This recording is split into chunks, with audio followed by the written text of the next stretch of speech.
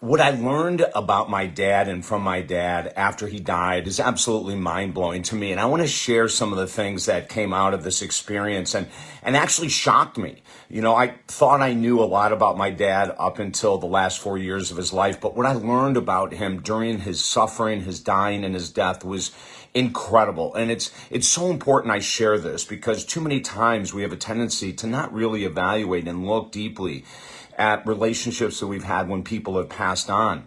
I've used my experiences over the past 3 years with losing my mom and dad to help others in the grieving process and to actually be able to, look at things like this when the time is right. About what these individuals tried to teach us or what we maybe missed or what we love most about them. You're tuned in to David Essel Alive, America's most powerful podcast in the world. And we do it all the time just for you, giving you ideas and thoughts and tips on how to lead a better life, a healthier life. So, when my dad was alive, he was an accountant. And of course, I came, from my background was being in athletics. And so there was quite a difference there. Now, he liked athletics, but he was never an athletic guy. And so there was a little bit of a separation there, not on purpose. It's like, that's just, I was different and he was different. And he supported the heck out of all my athletic endeavors. I mean, there wasn't anything that I ever was involved with athletically. Baseball, basketball, football, basketball, of course, became the love of my life that he did not support. But he just wasn't an athletic person. As an accountant, he had much to teach me that I never learned as a child. When I left the house at 18, to never return, he had tried to instill upon me all of these incredible ideas about savings and expenses. And I just didn't listen to a thing, until probably I was about 30 and I started really paying attention to what he had tried to teach me.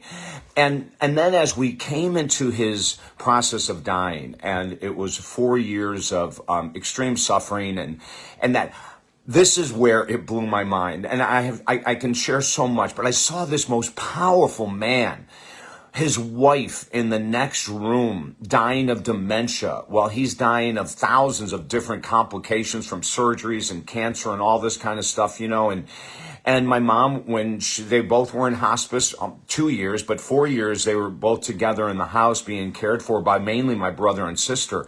But, my dad was so powerful as my mom would go into those experiences with dementia where she'd say, "Who are you?" and "Get out of my house." My dad stayed very measured. And that's a word that my brother has used about my dad and my sister a ton. He was an extremely measured man, quite the opposite of me. So point number one I'm making is that I need to really learn from him, right? I look at how measured he was, how he had complete control of most of his emotions, and I tested them a lot as a kid, I can tell you that. But watching him with my mom was unbelievable. And then the second thing that I learned about my dad, which I knew, but I didn't know at the depth, was his faith was unshakable. As he's dying, he's telling me that, things are okay and I'm going home and things are going to be better and I'll be with your mom. There was no fear of him dying. It was just beautiful to see the experience. I wish so much I could have been there on the second that he passed. My brother, Terry, was, and, I'm so glad that he was there. And I just couldn't get home in time. I missed that so much. But I look at those two components of my dad, how measured he was. And then the depth of his face was unbelievable. At 72, he became an altar boy in the Catholic Church. When they retired, he retired at 65. They went to mass 7 days a week for 10 years. I mean, his faith, he worked it. He practiced it, and I see the way that he tried to handle me as a child and the patience that he had was unbelievable. So if I think of, his measuredness, his patience, and his faith, those are three things I can take away that I still can learn so much from my dad.